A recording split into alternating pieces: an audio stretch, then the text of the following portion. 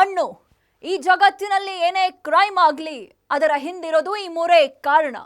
ಈ ಸ್ಟೋರಿ ನೋಡಿದ್ರೆ ಅದಕ್ಕೆ ಧರ್ಮವನ್ನು ಸೇರಿಸಬೇಕು. ಅಪರಾಧ ಮಾಡುವಾಗ ಪಾಪಿಗಳ ಮನಸ್ಸಲ್ಲಿ ದುರಾಸೆ, ಮೋಹ, ಆಕ್ರೋಶ, ಕಾಮ ಹೀಗೆ ಏನಿರುತ್ತೋ ಏನೋ ಆಗಬಾರದುವಾಗಿ ಸಿಕ್ಕಿಬಿದ್ದ ಮೇಲೆ ಪ್ರತಿಯೊಬ್ಬ ಅಪರಾಧಿಗೂ ಅನಿಸೋದು ಮನಸ್ಸಿನಲ್ಲಿ ಕಾಡೋ ಮೊದಲ ಮತ್ತು ಕೊನೆಯ ಪ್ರಶ್ನೆ ಒಂದೇ, ಇದೆಲ್ಲ ಬೇಕಿತ್ತ? ಇದೇ ಹೊತ್ತಿನ ಸ್ಪೆಷಲ್ ವಿಷ ಕನ್ಯೆ ಜ್ಯೋತಿ ಗ್ಯಾಂಗ್. ನಾನು ಕೀರ್ತಿಶ್ರೀ.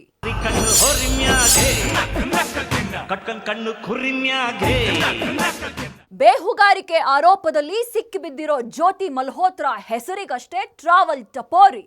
ಆದರೆ ಆಕೆ ಮೈ ತುಂಬ ಪಾಕಿಸ್ತಾನದ ಪ್ರೇಮ ತುಂಬಿಕೊಂಡಿದ್ದ ವಿಷ ಕನ್ಯೆ. ಪಾಕ್ನಿಂದ ಕುಮ್ಮಕ್ಕು ಬಂದಾಗೆಲ್ಲ ಪುರ್ರ್ ಅಂತ ಹಾರಿ ಹೋಗ್ತಾ ಇದ್ಲು. ಹಾಗಂತ ಸುಮ್ಮನೇನು ಹೋಗ್ತಿರ್ಲಿಲ್ಲ.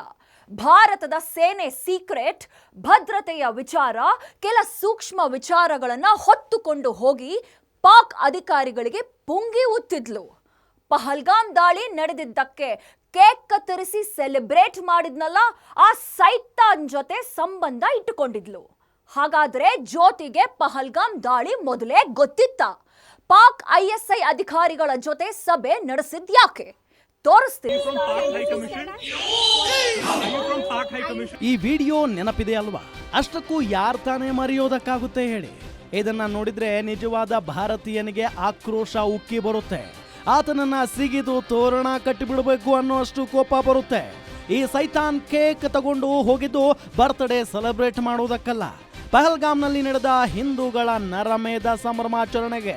Cake for what is the celebration for? Are you from Pak High Commission? Sir, are you from Pak High Commission? Where are you from, sir? April 22 ಭೂಲೋಕದ ಸ್ವರ್ಗವಾಗಿದ್ದ ಪಹಲ್ಗಾಮ್ ಯಮಲೋಕವಾಗಿತ್ತು. ಅಮಾಯಕರ ರಕ್ತದೋಕುಳಿ ನಡೆದಿತ್ತು. ಪಾಕಿಸ್ತಾನದಿಂದ ನುಗ್ಗಿದ 4 ಉಗ್ರರು 26 ಹಿಂದೂಗಳ ನರಮೇಧ ನಡೆಸಿದ್ರು. ಪಹಲ್ಗಾಮ್ ಘಟನೆ ನಡೆದ 2 ದಿನಕ್ಕೆ ದೆಹಲಿಯ ಪಾಕ್ ಹೈಕಮಿಷನ್ ಕಚೇರಿಯಲ್ಲಿ ಒಂದು ಸೆಲೆಬ್ರೇಟ್ ನಡೆದಿತ್ತು. ಹೈಕಮಿಷನ್ ಕಚೇರಿ ಸಿಬ್ಬಂದಿ ಕೇಕ್ ತಗೊಂಡು ಹೋಗ್ತಿರೋ ವಿಡಿಯೋ ವೈರಲ್ ಆಗಿತ್ತು. ಆಮೇಲೆ ಪಹಲ್ಗಾಮ್ನಲ್ಲಿ ಹಿಂದೂಗಳ ಹತ್ಯೆ ಆಗಿದ್ದಕ್ಕೆ ಕೇಕ್ ಕತ್ತರಿಸಿ ಸಂಭ್ರಮಾಚರಣೆ ಮಾಡಿದ್ದು ಅಂತ ಇಡೀ ವಿಶ್ವಕ್ಕೆ ಗೊತ್ತಾಯಿತು. ISI ಜೊತೆ ಸಭೆ. ಈ ವಿಡಿಯೋ ನೋಡಿ, ಇದು ದೆಹಲಿಯಲ್ಲಿರೋ ಪಾಕ್ ಹೈಕಮಿಷನರ್ ಕಚೇರಿ. ಇಫ್ತಾರ್ ಕೂಟಕ್ಕೆ ಡ್ಯಾನಿಶ್ ಜ್ಯೋತಿನ ಕರೆದಿದ್ದ. ಗೇಟ್ ಬಳಿ ನಿಂತು ಈ ಬೇಹುಗಾರಿಕೆ ಬೆಳಗ್ಗೆ ಬರೋದನ್ನೇ ಕಾಯ್ತಿದ್ದ. ಜ್ಯೋತಿ ಮಲ್ಹೋತ್ರಾ ಕಣ್ಣಿಗೆ ಬೀಳ್ತಿದ್ದಂತೆ ಡ್ಯಾನಿಶ್ ಮುಖ ಹೂವಿನಂತೆ ಅರಳುತ್ತೆ ನೋಡಿ. ಇಫ್ತಾರ್ ಕೂಟದಲ್ಲಿ ಭಾಗಿಯಾದ ಜ್ಯೋತಿ, ಕಮಿಷನರ್ ಡ್ಯಾನಿಶ್ ಪಹಲ್ಗಾಮ್ ದಾಳಿಗೆ ಕಚೇರಿ ಪ್ರತೀಕಾರ ತೀರಿಸಿಕೊಳ್ಳುವ 1 ದಿನ ಮುಂಚೆ ಜ್ಯೋತಿ ಡ್ಯಾನಿಶ್ನ ಭೇಟಿ ಮಾಡಿದ್ಲು ಅನ್ನೋದು ಗೊತ್ತಾಗಿದೆ.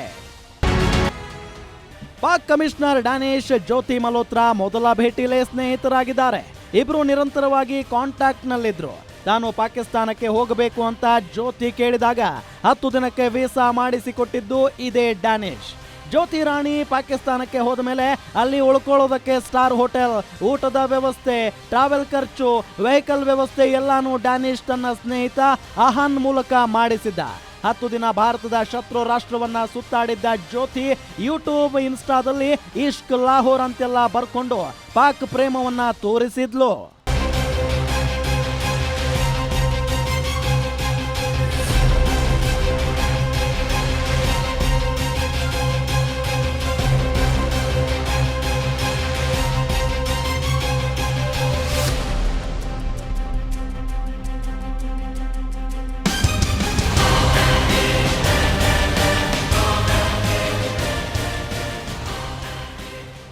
ಭಾರತದಲ್ಲಿ ಸಾಮಾನ್ಯ ಮಹಿಳೆಯಾಗಿದ್ದ ಜ್ಯೋತಿ ರಾಣಿ ಪಾಕಿಸ್ತಾನಕ್ಕೆ ಹೋದ್ಮೇಲೆ VIP ಆಗಿ ಬದಲಾಗ್ತಾ ಇದ್ಲು. ಹೈ ಪ್ರೊಫೈಲ್ ಮೀಟಿಂಗ್ಗಳಲ್ಲಿ ಭಾಗಿಯಾಗ್ತಾ ಇದ್ಲು. ಪಾಕಿಸ್ತಾನದ ಅಧಿಕಾರಿಗಳ ಜೊತೆ ಸ್ನೇಹ, ಗುಪ್ತಚರ ಇಲಾಖೆ ಅಧಿಕಾರಿಗಳ ಜೊತೆ ಸೀಕ್ರೆಟ್ ಮೀಟಿಂಗ್ ನಡೆಸ್ತಿದ್ಲು. ಭಾರತದ ಸೂಕ್ಷ್ಮ ವಿಚಾರಗಳನ್ನ ಪಾಕಿಸ್ತಾನಕ್ಕೆ ತಿಳಿಸಿದ ಮೇಲೆ ಯೂಟ್ಯೂಬ್ ಬ್ಲಾಗರ್ ಆಗಿ ವಾಪಸ್ ಬರ್ತಿದ್ಲು. ಪಹಲ್ಗಾಮ್ ದಾಳಿಗೂ ಮುನ್ನ ಜ್ಯೋತಿ ರಾಣಿ ಭೇಟಿ ನೀಡಿದ್ಲು. ಪಹಲ್ಗಾಮ್ಗೆ ಭೇಟಿ ನೀಡಿ ಭದ್ರತೆ ಹೇಗಿದೆ, ಯೋಧರು ಎಲ್ಲೆಲ್ಲಿರ್ತಾರೆ ಅಂತ ಪಾಕ್ಗೆ ಮಾಹಿತಿ ನೀಡಿದ್ಲಾ ಅಂತ ಅನುಮಾನ ಶುರುವಾಗಿದೆ. ಇದಕ್ಕೆ ಪುಷ್ಟಿ ನೀಡುವಂತೆ ಪಾಕಿಸ್ತಾನಕ್ಕೆ ಹೋದಾಗ ISI ಅಧಿಕಾರಿಗಳ ಜೊತೆ ಮೀಟಿಂಗ್ ನಡೆಸಿದ್ದಾಳೆ. ಅಲ್ಲದೆ ಆಪರೇಷನ್ ಸಿಂಧೂರ ಕಾರ್ಯಾಚರಣೆಗೂ 1 ದಿನ ಮುಂಚೆ ಡ್ಯಾನಿಶ್ನೊಂದಿಗೆ ಮಾತುಕತೆ ನಡೆಸಿರೋದಾಗಿ ಪೊಲೀಸರ ಮುಂದೆ ಬಾಯ್ಬಿಟ್ಟಿದ್ದಾಳೆ. ಕಟ್ಕಂಡ್ ಕಣ್ಣು ಕುರಿನ್ಯಾಗೆ ಜ್ಯೋತಿ ಮಲ್ಹೋತ್ರಾ ಪಾಕ್ ಗುಪ್ತಚರ ಇಲಾಖೆಯ ಕೈಗೊಂಬೆಯಾಗಿದ್ಲು. ISI ಅಧಿಕಾರಿಗಳ ತಾಳಕ್ಕೆ ತಕ್ಕಂತೆ ಕುಣಿತಿದ್ಲು. ಪದೇ ಪದೇ ಪಾಕ್ ಪ್ರವಾಸ ಮಾಡ್ತಿದ್ದ ಜ್ಯೋತಿಗೆ ಬೇಹುಗಾರಿಕೆ ಟ್ರೈನಿಂಗ್ ಕೂಡ ನೀಡಲಾಗಿತ್ತು. ಅದೊಂದು ಆಸೆಗೆ ಸ್ಪೈ ಆಗಿ ಬದಲಾದ ಈಕೆ ದೇಶಕ್ಕೆ ದ್ರೋಹ ಬಗೆಯೋ ಕೆಲಸ ಮಾಡಿದ್ಲು. ಟ್ರಾವೆಲ್ ನೆಪದಲ್ಲಿ ಸುತ್ತಾಡ್ತಲೇ ಕೊರೋನಾ ಎಫೆಕ್ಟ್ ಕೆಲಸ ಕಳ್ಕೊಂಡಿದ್ದ ಜ್ಯೋತಿ, ಚಿಕ್ಕಪ್ಪನ ಪಿಂಚಣಿ ದುಡ್ಡಲ್ಲಿ ಬದುಕು ನಡೆಸುತ್ತಿದ್ದ ಕುಟುಂಬ. ಜ್ಯೋತಿ ಮಲ್ಹೋತ್ರಾ ಲೈಫ್ ಬದಲಿಸಿತು.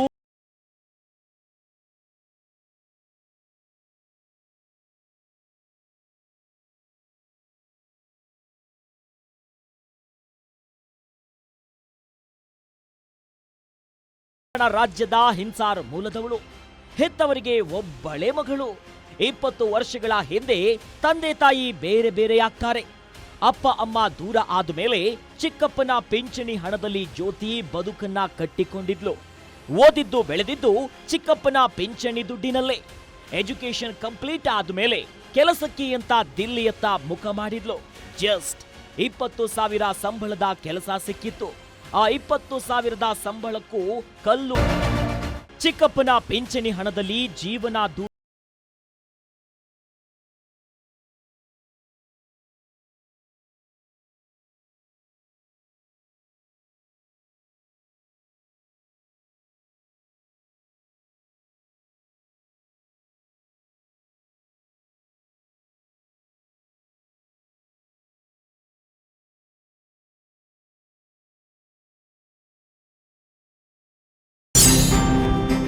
ಹಣದ ಆಸೆಗೆ ಬೇಹುಗಾರಿಕೆಗೆ ಒಪ್ಪಿಕೊಂಡ್ಲ. ಯೂಟ್ಯೂಬರ್ ಜ್ಯೋತಿ ಬಾಳಿಗೆ ಜ್ಯೋತಿಯಾಗಿ ಬಂದಿದ್ದು ಪಾಕ್ ಹೈಕಮಿಷನರ್ ಡ್ಯಾನಿಶ್. ಮೊದಲ ಭೇಟಿಯಲ್ಲೇ ಸ್ನೇಹಿತರಾದ ಜ್ಯೋತಿ ಹಾಗೂ ಡ್ಯಾನಿಶ್ ಆಗಾಗ ಭೇಟಿ ಮಾಡ್ತಿದ್ರು. ಪದೇ ಪದೇ ಪಾಕಿಸ್ತಾನಕ್ಕೆ ಪ್ರವಾಸ ಮಾಡ್ತಿದ್ಲು. ಡ್ಯಾನಿಶ್ ಮೂಲಕ ISI ಅಧಿಕಾರಿಗಳ ಪರಿಚಯವಾಗ್ತಾರೆ. ರಹಸ್ಯ ಸಭೆಯಲ್ಲಿ ಜ್ಯೋತಿ ಮಲ್ಹೋತ್ರಾಗೆ ಪಾಕ್ ಗುಪ್ತಚರ ಇಲಾಖೆಯ ಟ್ರೈನಿಂಗ್ ನೀಡಿದೇನು ಕಂಪ್ಲೀಟ್ ಆಗಿ ಚೇಂಜ್ ಆಗಿದ್ಲು. ಪಾಕಿಸ್ತಾನ್ ಟೂರ್ ಮುಗಿಸ್ಕೊಂಡು ಬಂದ್ಮೇಲೆ ಡ್ಯಾನಿಶ್ ಜೊತೆ ಕಾಂಟ್ಯಾಕ್ಟ್ ನಲ್ಲಿದ್ಲು. ಸ್ನ್ಯಾಪ್ಚಾಟ್, ಟೆಲಿಗ್ರಾಮ್ ಮೂಲಕ ಚಾಟಿಂಗ್ ಮಾಡ್ತಿದ್ಲು.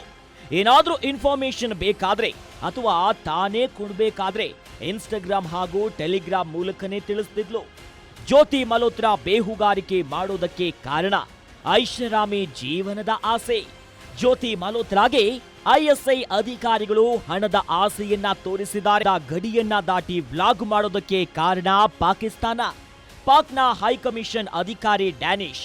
ಹೌದು, ಜ್ಯೋತಿ ಮಲ್ಹೋತ್ರಾ ಬೇಹುಗಾರಿಕೆಗೆ ಒಪ್ಕೊಂಡ್ಮೇಲೆ ಎಲ್ಲ ಖರ್ಚುಗಳನ್ನ ನೋಡ್ಕೊಳ್ತಾ ಇದ್ದಿದ್ದು ಭಾರತದ ಶತ್ರು ರಾಷ್ಟ್ರವೇ.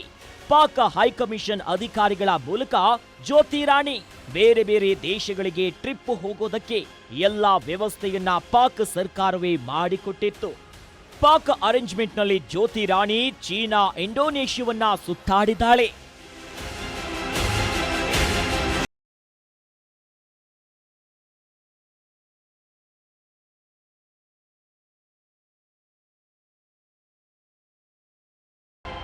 ಬಿಟ್ಟು ದಾಳಿ ನಡೆಸೋದು, ಬೇಹುಗಾರಿಕೆ ಮೂಲಕ ಭಾರತದ ಸೀಕ್ರೆಟ್ ಇನ್ಫಾರ್ಮೇಶನ್ ತಿಳಿದುಕೊಳ್ಳೋದು. ಯೂಟ್ಯೂಬರ್ ಜ್ಯೋತಿ ಮಲ್ಹೋತ್ರಾಳನ್ನ ಅಸ್ತ್ರವಾಗಿ ಬಳಸಿಕೊಂಡು ಭಾರತದ ಸೇನೆಯ ರಹಸ್ಯ ತಿಳಿದುಕೊಳ್ಳೋಕೆ ಮುಂದಾಗಿತ್ತು. ಪೊಲೀಸರ ಬಲೆಗೆ ಈ ಯೂಟ್ಯೂಬ್ ರಾಣಿ ಜೇನು ಬಿದ್ದ ಮೇಲೆ ಮತ್ತಷ್ಟು ಪಾಕಿಸ್ತಾನದ ಹುಳಗಳು ಬಿದ್ದಿವೆ. ಪಾಕ್ ಸ್ಪೈಗಳ ರೋಚಕ ಕಾರ್ಯಾಚರಣೆ ಹೇಗಿತ್ತು ಅಂತ ಇಲ್ಲಿದೆ ನೋಡಿ.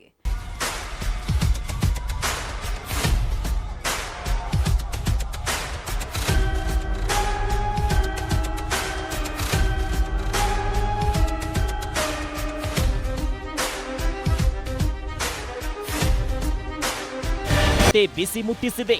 ಅದ್ಯಾಗೋ ಬುದ್ಧಿ ಕಲಿತಾ ಇಲ್ಲ ಪಾಕಿಸ್ತಾನ. ಕಲಿಯುವಂತೆಯೂ ಕಾಣಿಸ್ತಿಲ್ಲ. ಎದುರಿಗೆ ನಿಂತು ಧೈರ್ಯವಾಗಿ ಹೋರಾಡೋ ತಾಕತ್ತಿಲ್ಲದಿದ್ರು ಅಡ್ಡದಾರಿ ಮೂಲಕ ಕಂತ್ರಿ ಕೆಲಸ ಮಾಡ್ತಿದೆ. ಭಾರತದಲ್ಲಿ ಬೇಹುಗಾರಿಕೆಗಾರರ ದೊಡ್ಡ ಪಡೆಯನ್ನೇ ಕಟ್ಟಿದೆ. ಇದರ ರೂವಾರಿ ಪಾಕ್ ಹೈಕಮಿಷನರ್ ಡ್ಯಾನಿಶ್.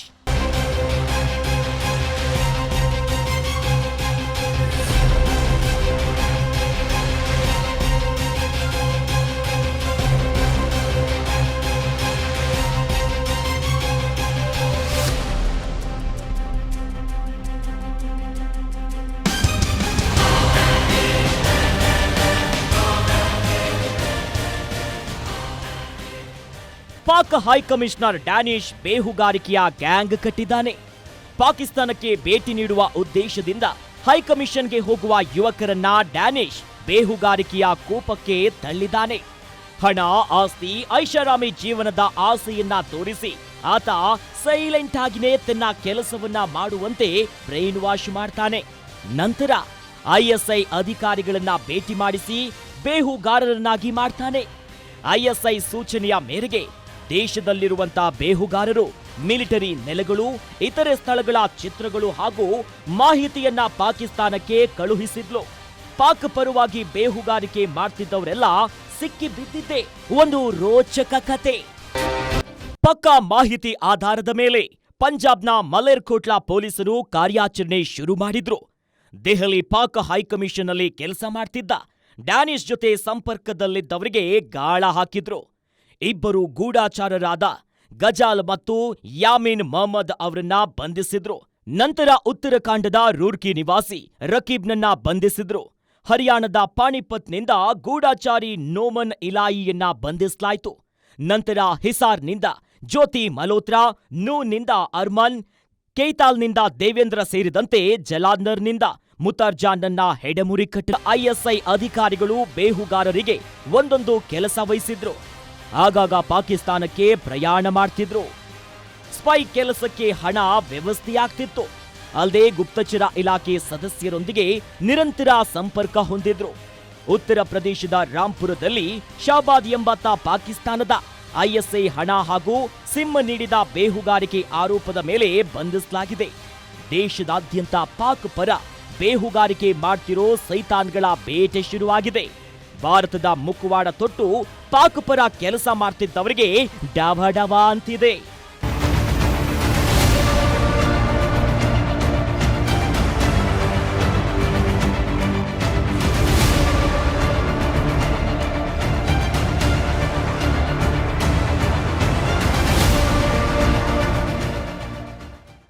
ಪಾಕ್ ಪರವಾಗಿ ಬೇಹುಗಾರಿಕೆ ಮಾಡ್ತಿದ್ದವರ ತನಿಖೆ ಮಾಡಿದ್ದಷ್ಟು ಭಯಾನಕ ಸತ್ಯಗಳು ಹೊರಬೀಳ್ತಿವೆ.